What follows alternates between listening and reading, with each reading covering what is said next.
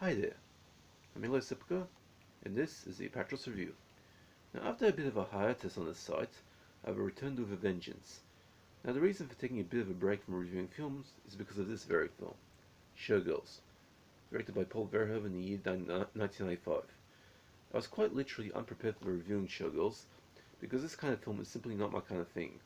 Plus, I was speedrunning reviews for the first few days in 2022 to cover the last reviews of the 2021 season, and as such it robbed me of my momentum that I needed to make reviews in a regular fashion, and so why I took a hiatus what I made up for by doing my series of subsidiary videos in the Apatros Egg Hunt show, where I highlight Easter eggs and hopefully in the future video game cheat codes. Anyway, now this film we're reviewing is Showgirls. Like I said, it was directed by Paul Verhoeven. It was a French-American co-production. It was theatrically released, actually had its premiere in the US in Beverly Hills, California on 21st of September 1995. Then it had a general release in Canada and US on 22nd of September 1995. Then in Australia on the 12th of October 1995. Italy on the 26th of October 1995. Japan on the 16th of December 1995. And then in January of 1996 on the 10th in France and on the 12th in the UK. It was directed by Paul Verhoeven, written by Joe Eszterhas, produced by Charles Evans and Alan Marshall, and the cast includes Elizabeth Berkley, Carl McLachlan, Gina Gershon, Glenn Plummer, and Robert Darby. Now, the DVD, it's the original Australian DVD of the film. It was re-released by Umbrella Entertainment a few years later after this, but this one's the Roadshow release. This is the original Roadshow one. As you can see, the titles in pink foil, and it's in 235 wide, 235 anamorphic, English stereo in the 224 kilobyte range. There's no 5.1 in this one. English subtitles, and runs for about 125 minutes 45 seconds. So basically 2 hours and 5 minutes and 45 seconds. The supplement consists of a trailer, a teaser, bios and cast, bios for the director, writer, and cast, and a 22 still photo gallery. There is an Easter egg on this disc, which is the DVD credits. In my next video, which will be at Patros Egg Hunt, I'll pretty much show you how to get the Easter egg on this. Now, Showgirls is a 1995 French-American co-production, which had a very high budget, $45 million if I remember correctly, but which only made back a little over $20 million, making it one of the most infamous box office bombs in Hollywood history. Often not the biggest bomb of all time. I think that still remains the Comfort Island. Although that being said, the film ended up being a bestseller on home video, earning at least $100 million in rentals, and remember this is VHS we're talking about, and making MGM's top 20 all-time bestseller list. Now you're probably wondering why I'm giving Showgirls a C+, 5 out of 10, meaning it's passable, instead of one of my alternate ratings of AD class. It's because the film, while the film is purposely enjoyable to a certain extent, is not, however, so bad it's a good movie. To earn that distinction, the film will have to extract its goodness from its badness. Showgirls, however, doesn't obtain its goodness from the many, many flaws it has. Instead, it legitimately has some positives.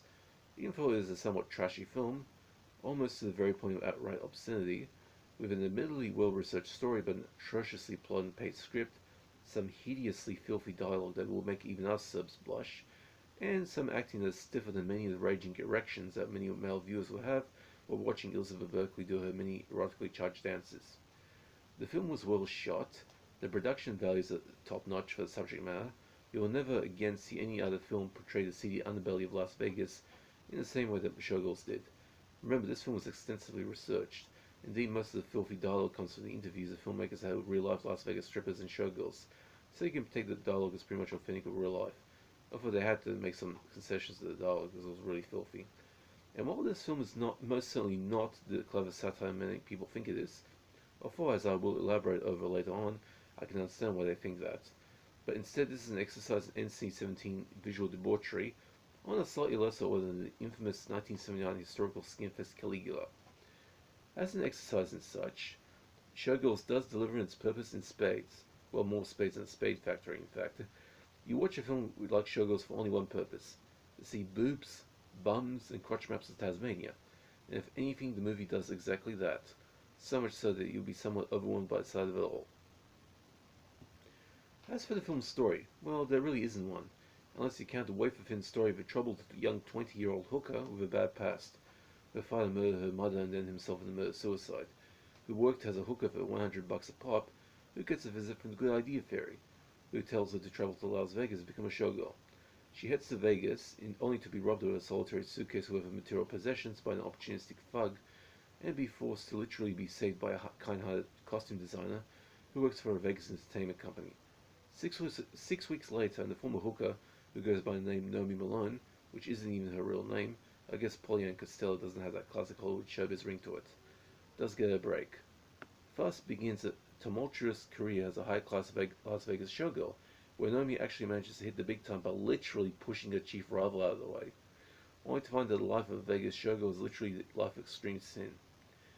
Sweeping the 16th annual Razzie Awards with 7 Razzie wins, including Worst Director and Worst Picture. And by the way, in an interesting piece of trivia, Paul Verhoeven actually turned up at the ceremony to collect his dubious awards in person, which says a lot about his integrity, as he's willing to stick up for his films. Unlike many filmmakers these days who deliberately make bad movies just to tick political quarter check boxes without caring for the audience. Showgirls has an interestingly perverse feeling to it, but while it manages to embarrass its cast, Carl McLachlan actually watched that movie during its premiere. Yes, he sat there and suffered for the whole 2-hour running time, while Elizabeth Berkley had the momentum of her early career completely lost, and she even got dropped by her agent once the film got released. It does prove to be hilarious for dedicated connoisseurs of trash movies. The fans affectionately call this film Trash Dance, and it surely feels that way. And although it stumbles badly in many areas, it at least does what it sets out to do as a trashy NC-17 portrayal of Las Vegas showgirl culture.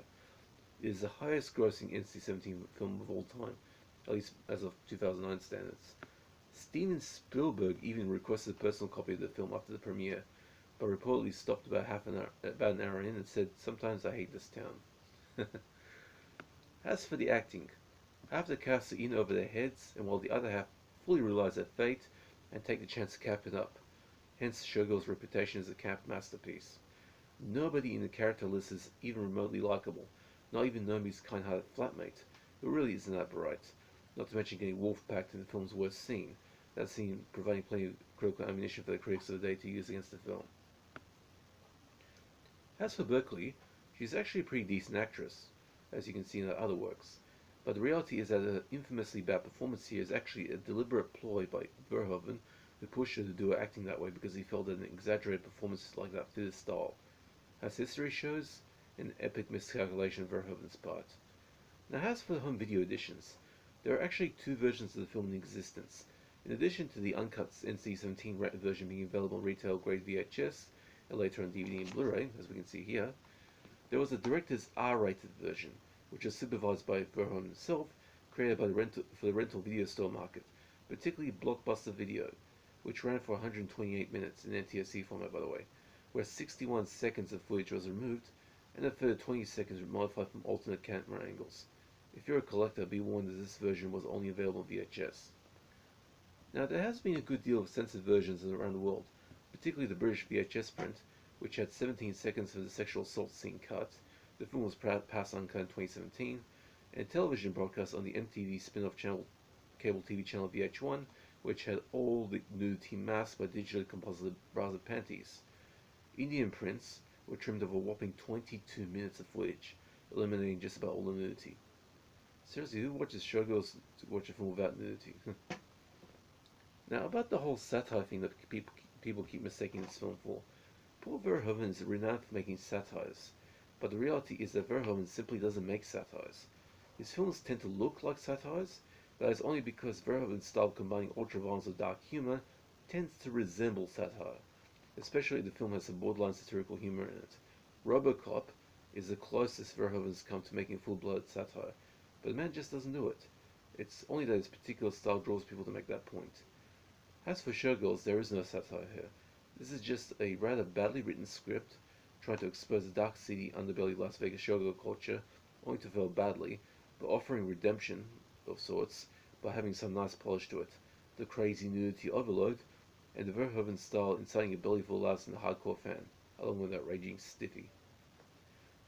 So, as I've already mentioned, Showgirls earns itself a C+, 5 out of 10. Nowhere near being the unsung masterpiece its fans make it out to be, but if you claim it is so, then that's your view. At least in normal movie-making standards. But if you're a fan of movies made from the gutter, there are no other films quite like this one. All things considered, passable effort in normal terms. Now for gore and nudity. There's no gore aside from some gnarly injuries and a nasty pack rape, but the film has its reputation for screen nudity, and damn it to hell, it delivers on the TNA. Tits, ass, and beaver galore. Elizabeth Berkley shows up absolutely everything. And I mean everything. Movie making urban legend has it that she worked 16-hour shifts wearing only high heels and nothing else. If nothing else, at least she's brave. And at least 20 other women also show of boobs, butts, and bush. Now for the DVD. Damn, this Australian DVD of Showgirls has got an uglier treatment than what the movie itself got in the critical community. Now, this pretty much reminds me of the Wild West days of the Australian DVD market. When DVDs first appeared on the scene back in 1997, there was initially a dominance of the DVD market by the major labels. We had 20th Century Fox, MGM, Columbia TriStar, Roadshow, Universal, Warner, Paramount, and Buena Vista Home Entertainment. The last one handling a number of labels like Hollywood Pictures DVD, Touchstone, Disney. And by 1998, the first local labels started appearing, where a shitload of independent and fly-by-night operators like Siren Visual, Force Entertainment, Batman Entertainment, MRA Entertainment, and the infamous at the time pirate company Avenue One, which was so associated with poor quality DVDs that collectors at the time would rather buy actual homemade blackjack copies or take the risk of importing a foreign release of a certain film Avenue One's catalogue rather than to buy the Avenue One disc of that title. Most DVDs at the time were in either 4x3 or 60x9 letterbox. To fit the then significant number of TVs in service, they were the old 4x3 Caffer red tube type. The widescreen TVs didn't really start the dominance until about 2005 or so, but many were 16x9 anamorphic, since the companies knew that one day the TV landscape would change, hence 4x3 TV sets would go extinct. Most labels at the time either only put a trailer on their discs, or in the case of Roadshow and Columbia TriStar, a reasonable supplement of an electronic press kit behind the scenes that would have been screened on TV at some point during the film's original release. Cast and crew biographies and filmographies, the latter being completely uselessly pointless as it would be out of date within a year, unless it was a very old movie and the actor was dead, not usually the case, and the trailer. Nearly all top-tier DVDs had multiple audio and subtitle tracks, usually about 35 soundtracks and on average a dozen subtitles, but Paramount usually had about 20 or so, which was initially considered a major selling point at the time, but was eventually dialed down for a bit when it became apparent that fans would rather have more supplemental features or a less compressed picture at the price of removing about 5 or 7 subtitle streams. Although the multiple subtitle thing still goes on to this day, only limited to about 10 or so, things gravitated towards the cheap end of the market in 2003, or so, when the price of DVDs dropped significantly so that the bargain basement operators like Flashbang and Payless arrived on the scene, initially offering DVDs at the price of $10, which went down to $5. Then we had DVDs for the price of $1 or $2, depending which $2 shop you did your shopping at. Cheap $10 10-film box sets would rage back in 2004, which led to me to buy quite a few of those. Although we had exposure to the idea of 50-film box sets filled with public domain material, those only appeared in the market very briefly, and Paramount Entertainment was the only company that issued those. By the late 2000s, the bargain basement DVD market was at its peak, but by the start of the 2010s, the market for these started to taper off, and Flashback went out of business with a range of 5-film box sets being their last releases, while Payless morphed into reissuing cheap copies of old Paramount Universal DVDs. While that was going on, top-shelf DVDs got better at their business, and today's DVDs, while a tad on the financially obsolete side given the gravitation towards Blu-rays and 4K discs, still remain a critically useful component in any die-hard movie fan's film collection. Plus, you just can't beat the atmosphere of watching your favourite movie on DVD. Now, this was one of Roadshow's earliest DVD releases, and Roadshow had their initial bad reputation intact, as this is one of their worst DVDs in terms of quality. In fact, Roadshow actually started out putting quite a bit of really dodgy-looking DVDs. In fact, flipper discs also were pretty common in those days. Now, first off, the quality of the print used here, apparently an old theatrical print judging from the real change markings, is atrocious. The resolution is extremely soft. Hell, even the homemade DVDs I make of my VHS tapes have better clarity than this, even if I use EP mode. There is a very severe issue of aliasing, which is basically that flicker you see in interlaced pictures, which causes some hideous flickering everywhere, and telescene wobble is also present, particularly noticeable in opening and closing credits. The solitary English 224 kilobyte stereo track is reasonable for the era, but it's pretty much mediocre by today's standards. There are English subtitles encoded, and they are okay for the most part. The only supplement that Roadshow saw fit to put at the time consisted of the film's theatrical trailer, a crappy looking teaser, biographies, and now woefully out of date filmographies of the main cast and director and writer, and a 22 still gallery of screenshots in the movie, most of which have Elizabeth Berkley in full-on dance mode. There is also an Easter egg on this disc, which are the usual credits for the company that offer the DVD. There are two ways to access this egg. The first way is to keep pressing down your remote to highlight the Roadshow logo. The second way is to simply press up on your remote once you're playing a movie. Either way, the Roadshow logo, which strangely enough resembles a woman's beaver, should be highlighted, and pressing into your remote will play a brief cartoon of the offering company's mascot logo. Showgirls has since been reissued on Umbrella Entertainment. So that's it for Showgirls. I give it a C+. It's not the worst movie ever made. It's certainly not the unsung masterpiece that many fans make out to be. But if you want to think of it that way, that's fine. And in fact, for its kind of thing, this film, in the annals of trash movie making, this pretty much is a masterpiece. But in regular terms, just a C+, 5 out of 10. It's passable. Okay, hope you guys enjoyed that. It's been a long few weeks with the crazy weather we've had, flooding in New South Wales and Queensland. Feel sorry for all those guys. Okay, hope you guys are staying safe. Take it easy, and that's it for this review. See ya.